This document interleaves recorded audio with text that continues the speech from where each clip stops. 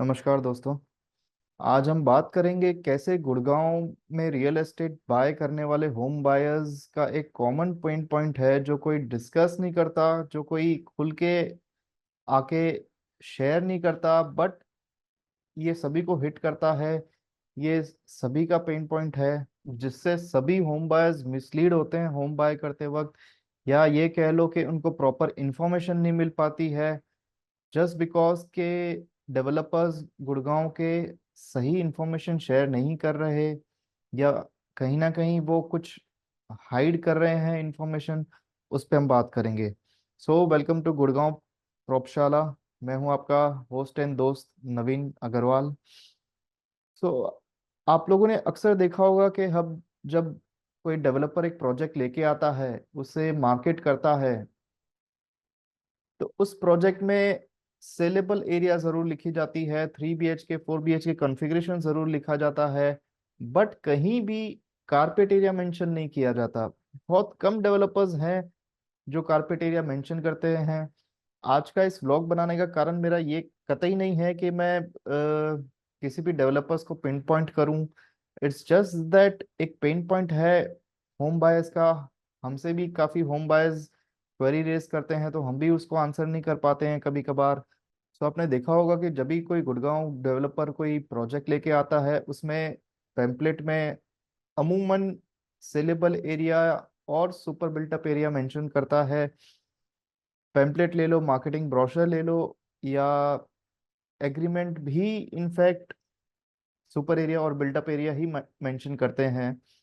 Rate is always should be on the carpet area and not on the saleable area. Haryana government ने जब RERA लाया तो उसका एक उद्देश्य ही ये था कि कारपेट एरिया मेंशन हो, सेलेबल एरिया जो एग्जिस्टिंग कंडीशन थी आज से करीबन 7-8 साल पहले, जो नॉर्मली डेवलपर्स करते थे, सेलेबल एरिया पे सेल करते थे। सो एक ट्रांसपेरेंसी लाने के लिए ही रेरा आया है, और रेरा आने के बाद भी जब रेरा में साफ साफ मेंशन है कि सेलेबल एरिया पे डेवलपर्स प्रोजेक्ट नहीं ला सकते, ना ही प्रोजेक्ट वो अपार्टमेंट सेल कर सकते हैं, तो क्यों आज भी गुड़गांव के आधे से ज्यादा, I would say more than 80 to 90% Gurgaon के डेवलपर्स आज भी प्रोजेक्ट लाते वक्त क्यों सिर्फ और सिर्फ सेलेबल एरिया मेंशन करते हैं? वो क्यों ना कारपेट एरिया भी मेंशन करे साथ में, एग्रीमेंट में भी, and right from the start जब वो मार्केटिंग अपनी स्टार्ट कर रहे हैं, जब वो ईओआई ले रहे हैं, जब अलॉटमेंट दे रहे हैं, तो क्यों ना साफ साफ एक कम्युनिकेशन हो, क्यों ना ब्रोशर में मेंशन किया जाए, क्यों ना कोई हर जो मार्केटिंग कोलेटरल्स जो डेवलपर लाता है मार्केट में, हम प्रॉपर्टी एजेंट्स उसे सेल करते हैं, पर अगर जब हमें पता चले कि रेट का कोई रेलेवेंस ही नहीं है, बिकॉज रेट जो है वो सुपर बिल्टअप एरिया पे है, super built up area carpet area पे पता नहीं कितना लोडिंग किया है किस बिल्डर ने, हर बिल्डर का अलग अलग लोडिंग होता है। सो हम कैसे कंपेयर कर लें और कैसे अराइव कर लें कि किस बिल्डर का रेट डिसेंट है, किस बिल्डर का रेट ज्यादा है, जब कोई यूनिफॉर्मिटी ही नहीं है यूनिट ऑफ मेजरमेंट में। हर कोई डेवलपर अपने अपने लोडिंग लगाता है, कोई 35%, कोई 40%, कोई 45%। सो जब कोई यूनिफॉर्मिटी ही नहीं है तो कैसे होम बायर डिसीजन लेगा कि किस बिल्डर का रेट रीजनेबल है, किस बिल्डर का रेट ज्यादा है?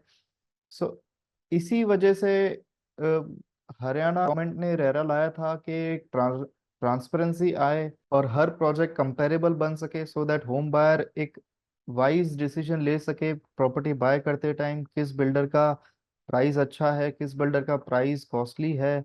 बट अगर सुपर बिल्डअप एरिया से ही हर बिल्डर सेल कर रहा है तो होम बायर्स के पास कोई ऑप्शन नहीं बच जाता है।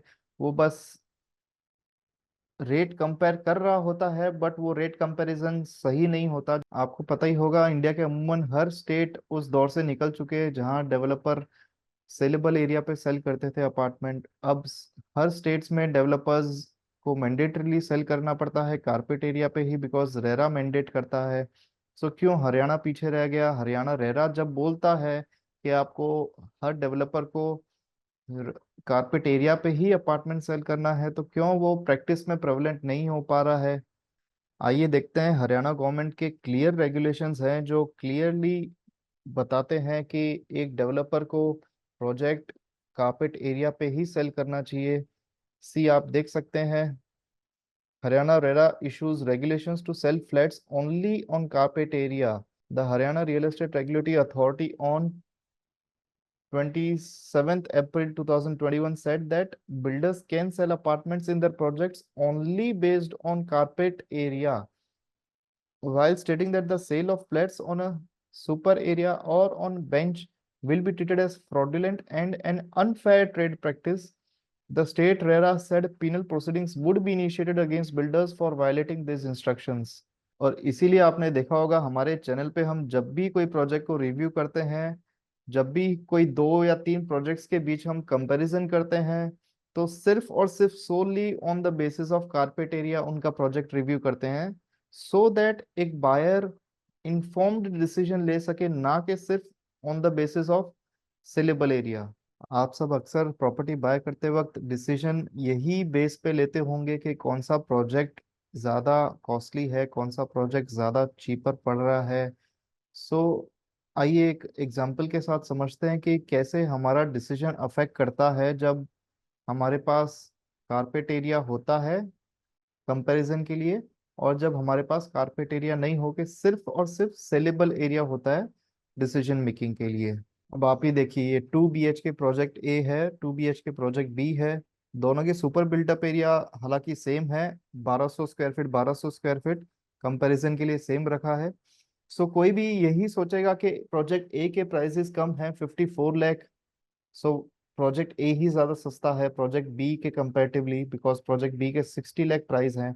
बट अगर हमारे पास इनके कारपेट एरिया हो, तो हमें पता चले कि नहीं, project A is costlier, which is 6750 पर square feet on carpet area basis, whereas project B is much cheaper than project A at rupees 6666 per square feet on carpet area.